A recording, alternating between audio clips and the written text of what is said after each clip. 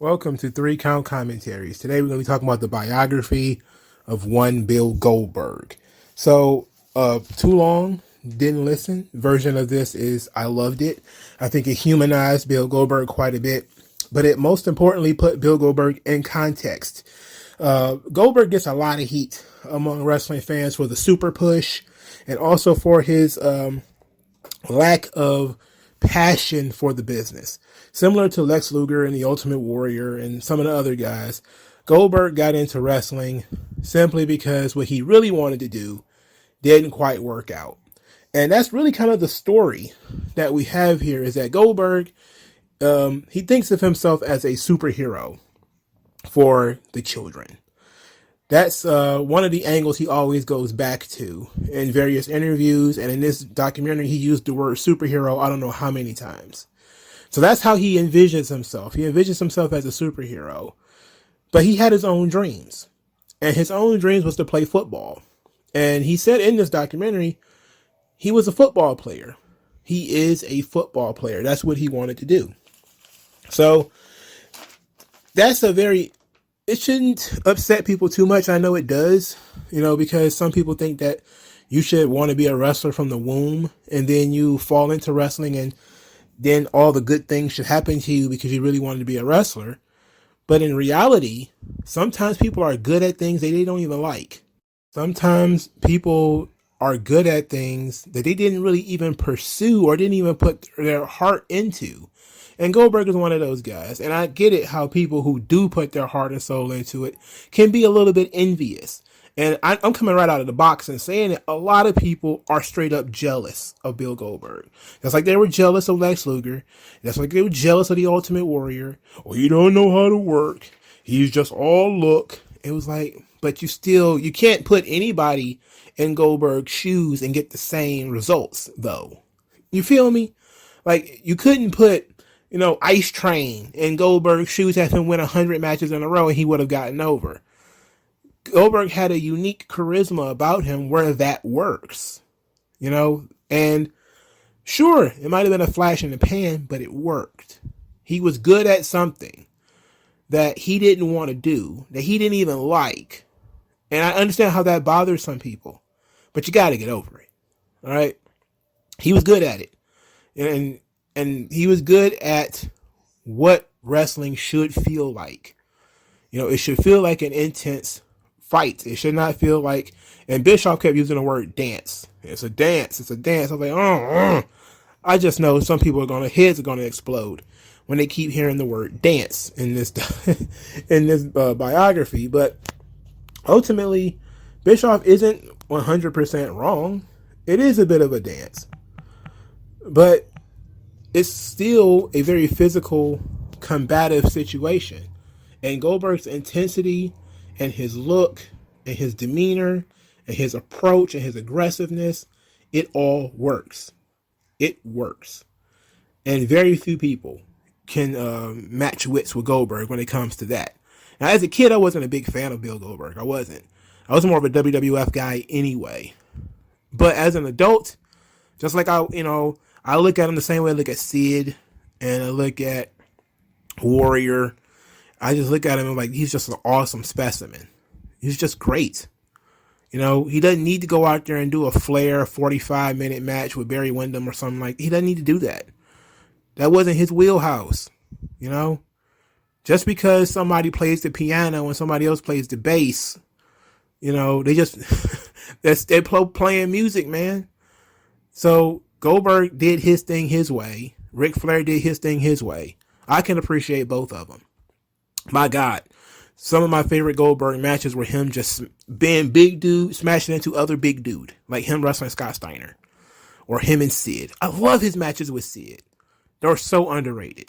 I forget what events that he wrestled Sid on, but you need to go watch Goldberg wrestle Sid. All right.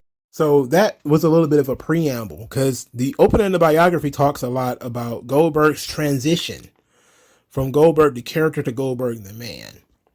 And Eric Bischoff said something that was very interesting here. He says that in his time, the 12 years that he took off from WWE from 2004 to 2016, Goldberg overcame his biggest challenge, which was Bill Goldberg, the person.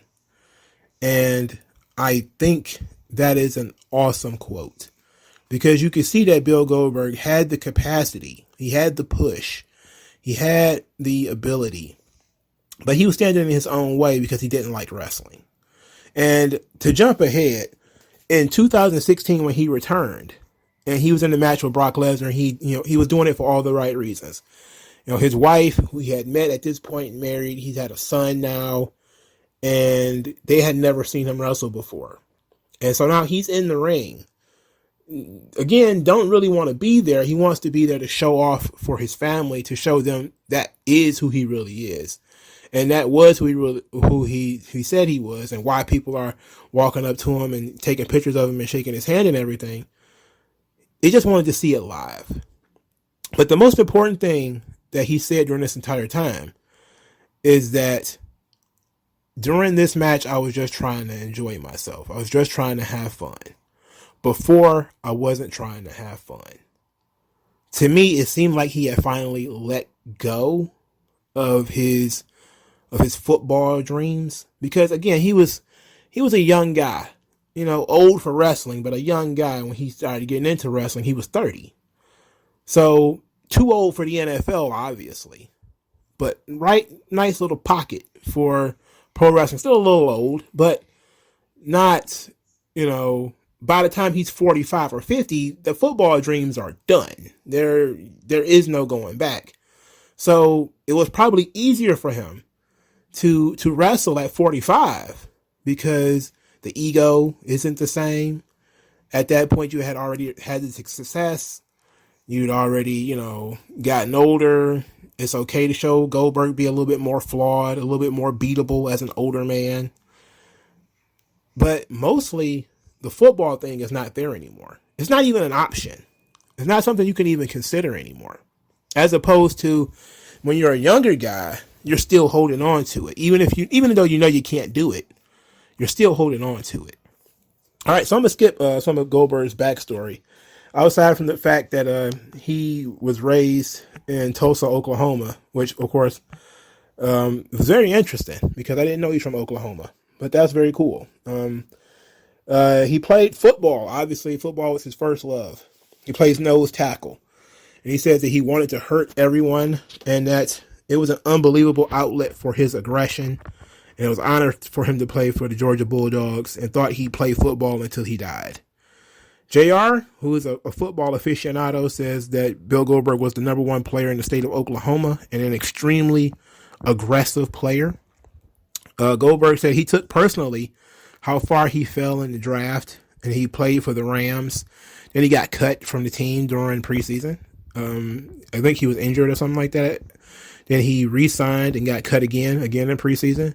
Then he moved on to the CFL, Canadian Football League. He hated the pay, and they wanted him to cut weight. He didn't want to do that either. Then he became a football world champion in the World Football League, which I don't even think that even exists anymore. Like, does that even still exist?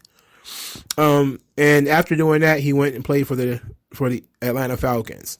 So you see that he's kind of bouncing around. He just wants to play football. He doesn't care where it is.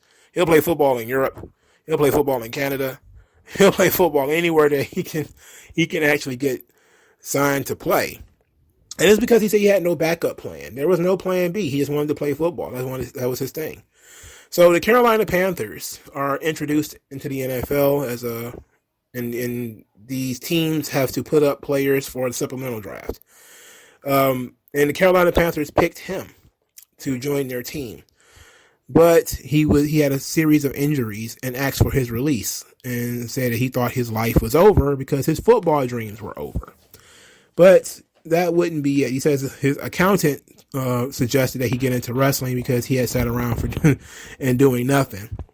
And then Jim Ross pokes his head in here once again and says that Bill Goldberg looked the part. And it's very important that you look the part. Yes, Jim. I wish you would. I mean, you work at AEW right now. Could you walk around with that, like a placard or a sign or something telling everybody, hey, you need to look the part? For Christ's sake. Anyway, they talked about the power plant. They didn't go into any details about the power plant, so I'll do it. So the power plant was the brainchild of a wrestler named Jody Hamilton. And he got a contract to help train wrestlers from WCW. It was one of the first developmental leagues ever in wrestling. Usually developmental leagues are attached to the promotion. So when Vern Gagne was training people, it was attached to the AWA. So that's kind of how it worked. But this was the first time a wrestler who wasn't contracted to WCW was hired to train wrestlers. So Jody Hamilton kind of finagled his way into WCW and talked them into building a facility, which ended up being the power plant. The power plant had several people come out of it that ended up being somewhat successful. One of them was Dave Batista. He quit it actually and ended up becoming successful. He hated the WCW power plant. I think Paul White, aka The Big Show, he was also in the power plant. But of course, their most successful was Bill Goldberg. So Eric Bischoff says in this documentary that transitioning from football to wrestling is very difficult because, quote, you have to unlearn what makes you a successful football player. And he says that in football, you hit people as hard as you can. In wrestling, it's more of a dance. It's only supposed to look like it hurts. And this is definitely true. It's of both football and wrestling now. Football has become very sissified in the 20 some odd years since Goldberg played football. It's basically flag football at this point. I mean, if you disagree, you probably should. They don't even use like hit of the week anymore. Like I remember that used to be my favorite part of football. Watch Chris Berman talking about the hit of the week and some guy just gets blasted. Some safety just takes the head off of some wide receiver in open field, just tear his head off. And we also used to be like, ooh, because it was like a masculine game, and that was cool. It's, guys getting knocked out like that, flattened, But nowadays, in today's NFL and in today's sport, you cringe. You can't talk about that. You can't highlight that anymore. How many people actually notice that they don't do that anymore? How many people notice that they don't do like hit of the week or anything like that anymore? They don't even talk about that kind of stuff anymore. Because it's all about, well, these guys are assets and you can't go out there and hurt anybody. You can't headhunt. You can't really tackle. You can't really do anything, But so it is what it is. But he's right. And MMA fighters have to learn the same thing. So do amateur wrestlers. Lashley's talked about this. Kurt Angle's talked about it. I think Ken Shamrock has talked about it. A lot of people who have come from legitimate, even though Ken Shamrock did pro wrestling before he went into UFC, it's the same thing. You have to realize what wrestling is, and you have to be able to get it. So, David Shoemaker was all over this thing. And this seemed like a really good part to talk about. There was really only a rotation of like 4 or 5 people in this entire documentary talking. It was Bill Goldberg, Paul Heyman, and Bischoff, mostly. Like every other scene had those 3 guys in it, and that was pretty much it. There was nobody else from WCW, no DDP, no Booker T, nothing. They didn't get involved at all in this, which seems odd to me. Hogan talked about Hogan's spot in this, but that was it. There was no talk to anybody else that he worked with about whether he was stiff or not. Bret Hart showed up at the Bret Hart spot, which is probably my favorite spot of this whole biography. I can't wait to get there. But generally speaking, there wasn't a lot of talking heads on here. So it was surprised to see David Shoemaker pop up all over the place. So, of course, he's talking about how, you have these 2 companies actively competing for your time, which means the Monday Night Wars. So 2 or 3 months in the power plant, Bischoff said that Goldberg was good enough to go on the road and actually just start doing this stuff. This becomes a problem because Bischoff knows that Goldberg doesn't have a lot of experience. So he fixes that by putting Goldberg in short matches. This, of course, will become a big issue when we get to Bret Hart, and I'm just going to get to it. Goldberg, of course, as everybody knows, if you're listening to this, you already know, Goldberg goes on an incredible winning streak, becomes world champion. They skip ahead to 1999, and Goldberg is going to wrestle Bret the Hitman Hart. And this is the thing that threw me for a loop. This is 2 years into Goldberg's career. Goldberg debuted in 1997. Now, before we really get into the Bret Hart stuff, I want to talk about how much I love Goldberg's introduction. He was an already in the ring job guy when Hugh Morris came to the ring, but Goldberg had such stature. He was big and muscular. And yeah, you were supposed to be watching Hugh Morris because that's the guy you see on TV every week. He's got a theme song and all that kind of stuff. And even though he sucks, he's the guy you're supposed to be looking at. And then Goldberg just comes in and tears them apart. And you're like, holy shit. Wow. A legit, did you just see that kind of moment. Where Hugh Morris is the guy that we're putting all this emphasis on, and then this guy, and nobody's paying attention to. Regular black boots, regular black trunks, bald head, tears Hugh Morris apart.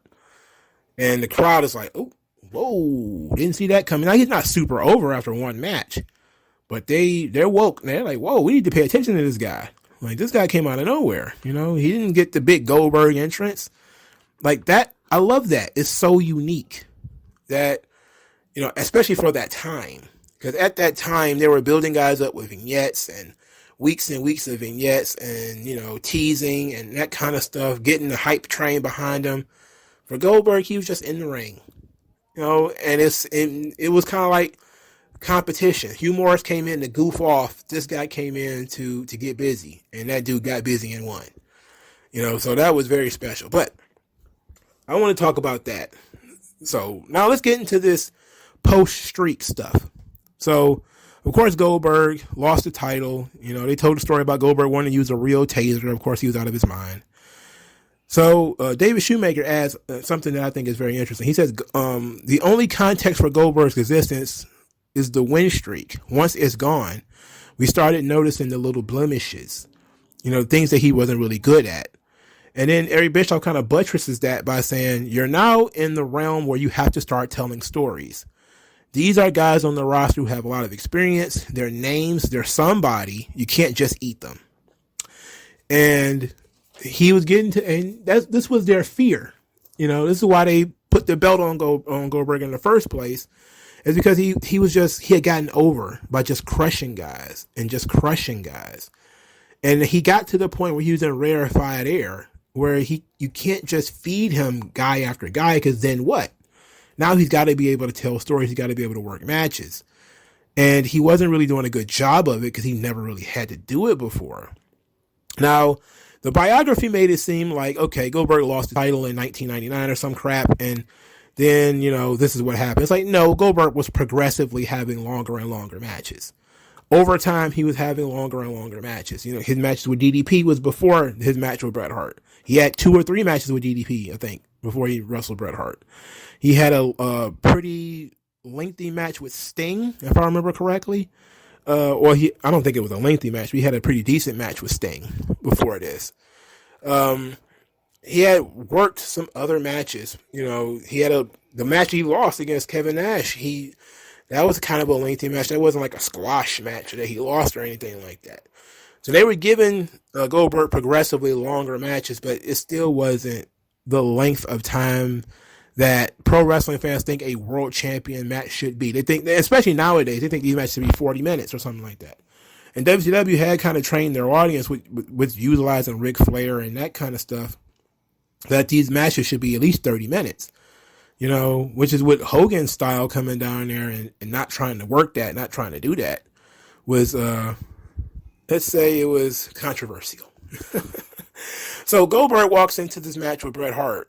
Not a lot of experience. He's been on the roster for 2 years, but he doesn't have a lot of experience. And so now we're introduced to Bret Hart, and we get this incredible overlay of Bret Hart sitting in a chair just going on and on and on about how Goldberg never learned how to work. He's a 0 out of 10. He needed to go back and learn how to work. He needed to go learn how to wrestle. He didn't know how to wrestle. He hurt me on purpose. It's just like this overlay. And they played it as if Bret just went on and on and on. And you can tell that Bret you can start talking about Goldberg, he will never stop. You know, he'll never stop talking about Goldberg. So that was great. You know, that was great. So then we get Bischoff and David Shoemaker, who essentially said, well, it's kind of traditional that the veteran in the match would lead the match. And then I was kind of like, huh, what are we saying here? And then Bischoff is like, well, yeah, you think that Bret Hart, he's lived and breathed wrestling. He's one of the best wrestlers of all time. You would think he would be able to guide a Bill Goldberg. And I was like, wait a minute. Are we pulling a Bret Screw Bret Part 2 Electric Boogaloo?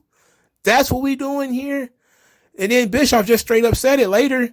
Bret Hart has to accept some responsibility for getting concussed in this match with Goldberg because he knew what he was getting in the ring with when he got in the ring with Bill Goldberg. I literally took my notes and threw them in the air. I was like, bro, I cannot believe that. I can't believe they said that shit. I cannot believe that Bischoff's angle on this was that, well, you knew the motherfucker couldn't wrestle. Why'd you let him kick you? Are you kidding me, Bish? Are you kidding me, bruh? Sleazy E. Are you serious, bro? You were the one who snatched the guy out of the power plant. He only had 90 days in that joint. Oh, God, you were the one booking his matches where he could have been learning from guys like Raven and Scott Hall and Kevin Nash and Steiners, and you could have put him in the tag team ranks or something like that. And you could have done anything to help this guy get better. You were the booker. You were writing the show. And you like, well, Bret Hart, like David Shoemaker saying something like that, he's probably going to get roasted. He's a talking head. He's a wrestling historian or whatever. He's a talking head. I mean, it is what it is. He's talking like, what he thinks he knows. But Bischoff, bro, come on. The Bret Screw Bret 2 Electric Boogaloo. Oh, my good God, bro. That's the craziest shit. Man, I was like, I wonder what's going to happen when Bret hears that. I wonder what's going to happen when Bret hears that it's his fault he got kicked in the head because he was supposed to control the match. And I was like, wow. And the fucked up thing about it is it's not wrong. It ain't wrong. But at the same time, you put the fucking guy in the ring. Bret has to trust you and your training and your booking and everything that's going. The guy's been working house shows. He was working house shows. But you purposefully kept his matches short, down to 3 moves, because that made you more money. So this is a situation where, it's a perfect storm of just bad shit. Like, maybe you don't want to blame Goldberg 100% for what happened with Bret. But you can't blame Bret for it. For fuck's sake, he didn't tell Goldberg to kick him in the fucking head. No, now the crazy thing is before that, Bret tells the story of banging his head on the ground because Goldberg was supposed to hold his foot so he could do the figure 4 outside the ring. Goldberg apparently began holding the foot, but then let it go. And then Bret banged his head on the floor. Now, Bret, of course, says that he was kind of dizzy after he banged his head on the floor. But he was able to continue the match. And then a couple of seconds after that, he got kicked in the head, and that was it. And then he, of course, complained about the spear being incredibly stiff, too, which, of course, everybody complains about the spear being stiff. That's kind of a calling call from Goldberg, is that he really does tackle people as hard as he possibly can, which is why he has the best spear pretty much of all time. He don't jump into it. All right. So Roman jumps into it. Edge jumps into it. Goldberg runs you down. And the only other person who runs you down like that is Rhino. And, that's a very special thing. But Goldberg and Bret, the juiciest part of this thing. I really wish people was paying attention to this, because I really expected more people to talk about the Bret Screw Bret Part 2, where Bischoff basically just threw Bret under the bus. Very, very weird. The Hulk Hogan portion was very interesting too.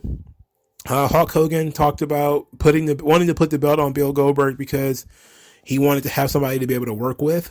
And he says that, how could I get this guy up to my level? And that's, or to create a new Hulk Hogan, he had to beat Hulk Hogan or something like that. I think there is a part of me who wants to believe that Hulk Hogan truly believed that. But there's also a part of me that says Hulk Hogan knew this wasn't going to work out, and decided the best way to kill Goldberg is by peaking him. Basically, if you force Goldberg to peak early, he'll not become a problem later. Now, the reason why I said that is because Hogan said a similar thing about the Ultimate Warrior. He talked about willing to put Warrior over at WrestleMania 6, and he did all of the stuff with wanting to hand him the belts and looking all sad because he wanted to kind of steal the spotlight from him. So there's people who are like, oh yeah, all these people were watching Hogan leave and not celebrating with Warrior. So Hogan is a smart guy, and he can undercut you like he did with Sting, with the whole, instead of it being a fast count, ended up being a regular 3 count. I can buy that Hogan maybe saw Goldberg coming and said, look, we can't stop this thing. We can't talk anybody into beating him early. So I'm going to do the job for him. And that's going to peak him. And then it's going to go all downhill from there. Which is essentially what happened. Once Goldberg won the title, he wasn't champion very long because all of his matches were the same. So that's when they started trying to get him to work more traditional style matches. Unfortunately, I think it was probably too late at that time anyway, So outside of that, they also talked a little bit about the 2003 run of Goldberg, where Goldberg was essentially miserable. He sat out for 2 years because of the AOL merger and WCW going out of business. He had a hefty contract. He didn't really want to work in WWE, but he went in anyway. He didn't have a good time. He couldn't wait to get out. He refused to resign. Then they talked a little bit about WrestleMania 20, about his match with Brock and how much of a debacle that was because both he was leaving and Brock was leaving. So MSG decided that they were the stars of the show and that they were going to just heckle and shit talk both guys. And yeah, that was something. Like, as a guy who wasn't watching wrestling at the time, I didn't hear that much about Goldberg versus Lesnar. And I was actually surprised. I think maybe 18 months after it happened, when I finally went and found the WrestleMania 20 DVD to see that was a match on the card, because I swear to God, I did not hear anything about it. Like, I swear to you, I did not know that match occurred. I didn't know Goldberg wrestled The Rock either.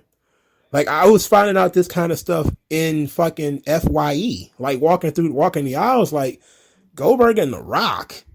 Like, when did this happen? Like, I'm thinking it's some kind of janky bootleg shit. I'm like, no, this is real. They really wrestled each other. And the match was terrible. No wonder nobody talked about it. Like, nobody talks about it because it was awful. And I was like, wow, the entire Goldberg run in WWE just was not good. He couldn't work the style. The expectations of him was similar to what they were in WCW. They wanted him to work. That they didn't put him in there with a worker guy like Triple H too. So that also didn't do him any favors.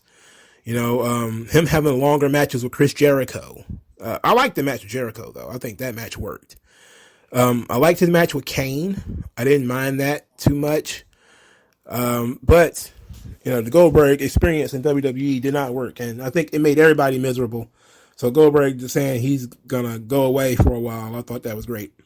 And interestingly enough, he said he never thought he'd step into the foot in a wrestling ring again. And it's crazy because this was at Madison Square Garden, and that same night, I believe Ultimo Dragon, or was it the year before? Ultimo Dragon, who had worked Japan and Mexico, was a crown jewel of WCW. His only wish was to wrestle in Madison Square Garden. And he wrestled at that show, I believe it was WrestleMania 20, in a cruiserweight battle royal or some shit, and got beaten like a minute and a half. So, so you got Bill Goldberg, who was in a marquee match at Madison Square Garden, didn't want to be there, miserable as fuck, didn't care about the business at all. And then you got little Ultimo Dragon doing moonsaults all over the place, fantastic pro wrestler. He gets 1 minute or and some change at Madison Square Garden. And he feels like, I've achieved my dreams in WWE, then he gets fired. Right, not too long after that. So Yeah, that's why a lot of the fans are kind of bitter and pissy at Goldberg, you know, because they're like, look, you got a guy who's so much better than you are in the ring. You got this guy who has more tenure over you in the business. And look how WWE treats him. And he's kind of like, hey, I didn't get to do a lot, but I got to be in Madison Square Garden. And Goldberg is like, oh, shit, I got to go to Madison Square Garden. Yeah. It was hilarious. But the 2016 run, they talked a lot about that. I think the most important thing here is he talked about how stressful it was to be Bill Goldberg and to turn the character on, especially when it was off for so long, and how he had, you know, the inner doubts and the mental jams and all this kind of stuff that he was going through and trying to get back into shape just to do a regular Goldberg match, because him and Brock went 3 minutes, maybe even shorter than that. It might have been less than a minute.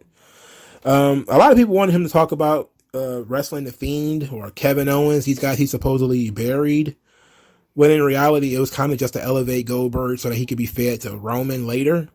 People just keep forgetting about that. They're just so mad about this thing. It's like the point was Goldberg was supposed to wrestle Roman that year.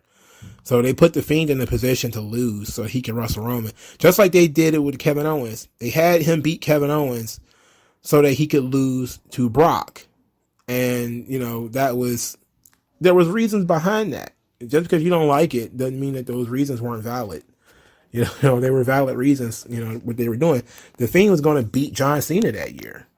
So, I mean, the pandemic fucked it all up, but those were the plans. And you could tell those were the plans because, for starters, Cena getting thrown into the negative zone and the Firefly Funhouse match is what happened. You know, so he was going to win at WrestleMania over John Cena. So him losing to Goldberg wasn't going to be that big of a deal. That being said, David Shoemaker offended me when he said that Goldberg was the last superhero in pro wrestling. No, apparently he hasn't learned and didn't hear about a one small nobody wrestler named John fucking Cena. No, Goldberg is not the last superhero in wrestling. It's John fucking Cena. All right, John Cena is the man. You know, so maybe from that generation he was, but no, not overall. But overall, I liked the biography. I thought it was fun. But let me know what you guys think. Like, share, subscribe. I'll talk to you guys later, man. Peace out.